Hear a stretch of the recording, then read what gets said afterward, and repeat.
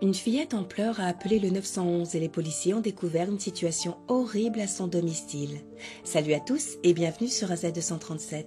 Une policière et son équipe sont partis à la recherche d'une petite fille qui avait composé le 911 et déclaré que sa mère ne s'était pas réveillée.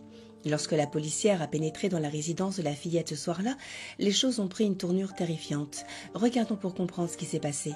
Mais avant de commencer, voici la question du jour. On me prend sans me toucher. Qui suis-je?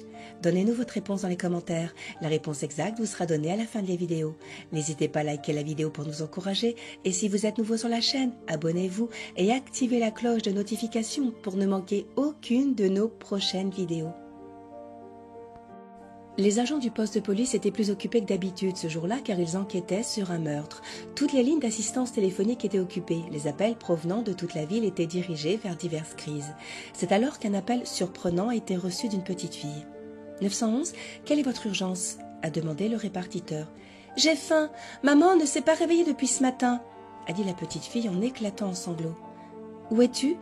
Je ne sais pas. Maman m'a dit d'appeler le 911 si j'ai des ennuis, répondit la fillette qui semblait terrifiée par quelque chose. Le répartiteur a alors demandé à l'enfant de lui donner plus d'informations sur l'endroit où elle se trouvait. « Calme-toi. Quel est ton nom ?»« Maggie, répondit-elle. « Maggie, peux-tu me donner ton adresse ?» Maggie indiqua au répartiteur son ancienne adresse après s'être un peu calmée, bien qu'elle n'avait aucune idée de l'endroit où elle se trouvait à ce moment-là. « Maggie, peux-tu me parler de l'endroit où vous vous trouvez? Peux-tu le décrire ?» Bien que la petite fille ne connaissait pas l'adresse, elle a pu donner à la police des indications visuelles sur sa position actuelle.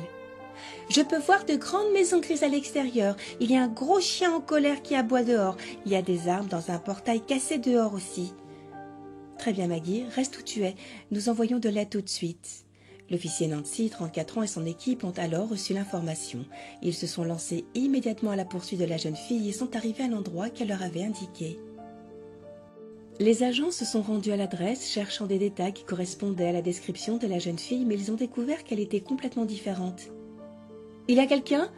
Nancy a sonné à la porte, mais personne n'a répondu. Elle a jeté un coup d'œil par la fenêtre et a constaté que l'intérieur était sombre et sale. Il semblait qu'elle était inoccupée depuis longtemps.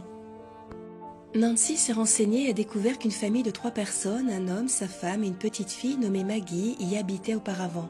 « Savez-vous où ils sont maintenant ?»« Non, monsieur l'agent, répondit un homme à Nancy. Après la mort de monsieur Jacks dans un accident il y a 6 mois, sa femme et sa fille sont devenues très pauvres. Le propriétaire les a mises à la porte parce qu'elles ne pouvaient pas payer le loyer. Je ne connais pas leur adresse, mais un ami m'a dit qu'il les avait vues dans un quartier pauvre à 19 km d'ici. » Nancy a suivi les indications et est arrivée sur place. Il faisait de plus en plus sombre et pour ne rien arranger, la région était privée d'électricité. Chut! Une seconde. Après avoir entendu un léger aboiement de chiot dans un endroit éloigné, Maggie avait mentionné un chien qui aboyait continuellement près de chez elle. « C'est peut-être ici. Allons par là. » Nancy demanda à son équipe de la suivre jusqu'à une petite résidence délabrée. Elle alluma sa lampe de poche pour mieux voir et aperçut une silhouette près de la vitre. En regardant de plus près, elle aperçut un petit enfant qui criait et faisait des signes pour être secouru. À l'extérieur, un chien errant aboyait sans cesse et se précipitait sur les agents. Nancy saisit une pierre et la lança sur le chien pour l'effrayer. Elle défonça ensuite la porte et entra, ne sachant pas ce qui s'y trouvait.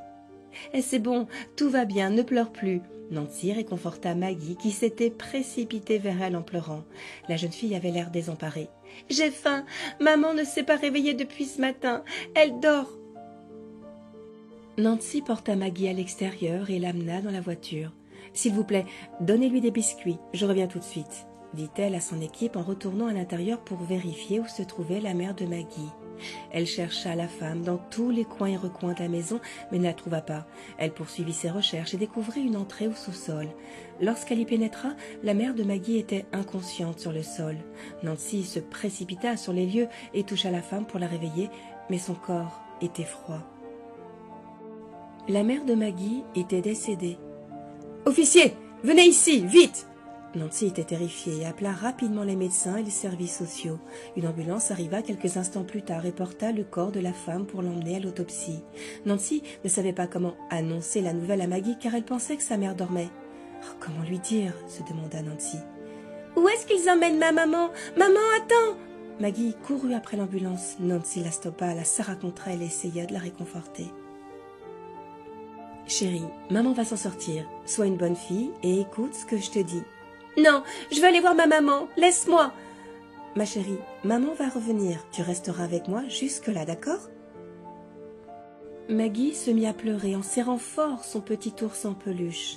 Lorsque les services sociaux sont arrivés, ils ont informé Nancy que la fillette serait placée dans une famille d'accueil.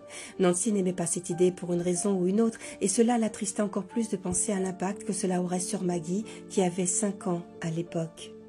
« Non, je ramènerai l'enfant chez moi ce soir. Elle doit se nettoyer, manger et se calmer. Je l'emmènerai au refuge demain. » Bien qu'elle ait pesé les risques, Nancy ramena Maggie chez elle.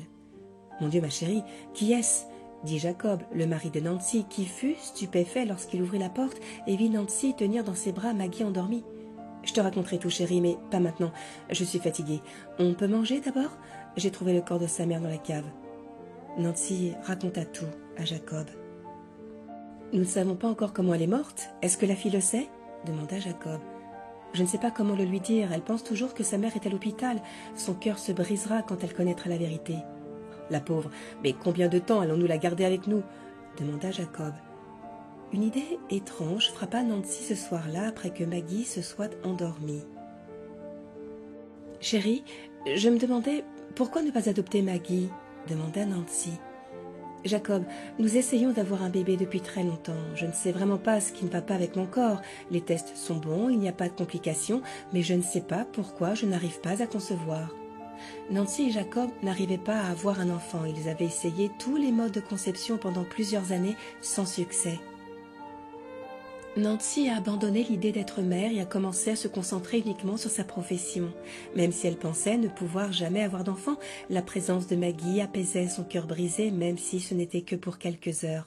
« Chérie, regarde-la, c'est un petit ange qui a besoin de l'amour et du soutien de ses parents. » Elle sera proposée à l'adoption et un couple quelconque l'adoptera. Pourquoi ne pas l'accueillir? C'est un si beau petit miracle. Qu'en penses-tu? Tout en regardant Maggie qui dormait entre eux, Jacob repensa aux remarques de Nancy. Il pensait qu'une famille était une question d'amour et d'affection et non de génétique. Il consentit à l'adoption, mais le prochain test important serait la réaction de Maggie lorsqu'elle assisterait à l'enterrement de sa mère. Nancy déposa Maggie au foyer d'accueil le lendemain en promettant de venir la chercher bientôt et l'accompagna à l'enterrement de sa mère 2 jours plus tard. Alors que Nancy escortait Maggie jusqu'au cercueil de sa mère, son anxiété commença à monter. Elle ne savait pas comment annoncer à l'enfant que sa mère était morte d'une crise cardiaque comme l'avait montré l'autopsie.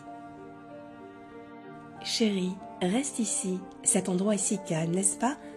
Elle essayait de distraire Maggie. « Oui, plein de papillons, de fleurs et de bougies. À quoi servent ces croix et qu'y a-t-il dans cette boîte noire ?» La pauvre Maggie ne savait pas que c'était un cercueil qui contenait le corps sans vie de sa mère. « Ma chérie, parfois quand Dieu nous aime et devient trop protecteur à notre égard, il nous invite dans sa maison au paradis et nous pouvons y vivre avec lui pour toujours. »« Une maison au paradis ?» s'exclama Maggie. « Oui, ma chérie. »« Où est maman? Je veux la voir !» demanda Maggie. « Chérie, ta maman est partie vivre avec Dieu et elle m'a dit de m'occuper de toi. Tu sauras tout quand tu seras grande. » Le cœur de Nancy se brisa car elle ne pouvait pas l'expliquer davantage à une Maggie crédule. Les larmes coulèrent sur ses joues alors qu'elle embrassait la petite fille et qu'elle comprenait qu'il était temps de prendre la prochaine décision, la plus importante de sa vie. Quelques mois plus tard, Jacob et Nancy adoptèrent Maggie et célébrèrent l'événement en organisant une fête grandiose avec leurs amis et la famille. Je pensais que le plus beau jour de ma vie avait été celui où j'avais rencontré Nancy, a-t-il commencé. Mais je me trompais. J'ai été le plus heureux lorsque j'ai vu ma femme tenir un petit miracle endormi dans ses bras. Et quand elle m'a demandé « Chérie, pouvons-nous être ses parents ?» Je ne pouvais pas refuser le plaisir de devenir papa. Santé à mon heureuse petite famille de 3 personnes. Non, non, non, chérie, attends. Nancy interrompit Jacob qui était choqué.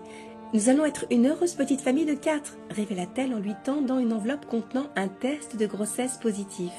Jacob n'en croyait pas ses yeux et était l'homme le plus heureux du monde. Les prières de Nancy avaient été exaucées au bon moment. Heureuse petite famille de 4 personnes tout le monde. Jacob porta un toast tandis que les larmes de joie jaillissaient de ses yeux. Quelle est votre opinion au sujet de cette histoire? Dites-le nous dans les commentaires. Et maintenant, la réponse à la question du jour, une photo. Bravo à tous ceux qui ont trouvé la bonne réponse. Nous voici arrivés au terme de cette vidéo. Merci de l'avoir regardée jusqu'à la fin. Surtout, n'oubliez pas de la liker et la partager autour de vous. À très bientôt sur AZ237. À très bientôt sur AZ237.